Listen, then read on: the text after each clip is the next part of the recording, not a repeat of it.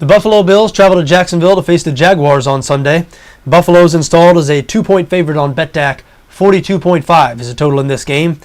Now, the Bills just faced a team that had lost their first 8 games but had turned it around. I'm talking, of course, about the Tampa Bay Bucks. Buffalo traveled to Tampa last week. That did not go too well. They'll try to do better this week against a team with the same profile. Jacksonville dropped their first 8 games. Each of those losses was by double digits. At that point, many people were talking about the Jags as one of the worst teams in NFL history, and there were some stats to back that up. But lo and behold, since the bye, they have turned it around. They've won 4 of 5, 3 in a row. First-year coach Gus Bradley deserves all the credit in the world, especially for what he's done with that defense, which is, of course, his baby. Now, Jacksonville's still having problems on offense. They rank last in the NFL in yards per game and points per game. And even in this recent run of success, these last 5 games, they're averaging fewer than 300 total yards per game over the last 5. To put that into perspective, only 2 teams, Tampa and Jacksonville, average fewer than 300 total yards per game this season. So the Jags still not playing well on offense.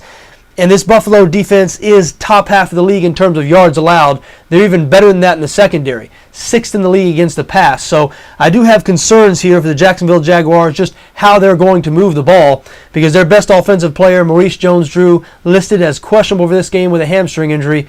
We're hearing that even if he does play, he might not get his normal workload. So just don't know how Jacksonville is going to move the ball and score here. But that's the same thing sort of we've been saying about Jacksonville over the last couple of weeks. Now, full disclosure, I have a soft spot for the Jaguars. I am a Jacksonville resident and a former season ticket holder, but it hasn't affected my objectivity this year. As a matter of fact, I have not picked the Jags to win a single time this season, and obviously I've been wrong a lot here lately.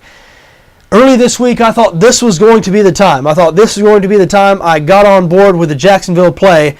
But you know what? Looking at this game even closer, in my heart, I feel the Buffalo Bills are going to win this game. And I almost hate to say it because it's nice having some positivity around town. It was tough to listen to sports talk radio or read the newspaper over the first half of the season here in Jacksonville.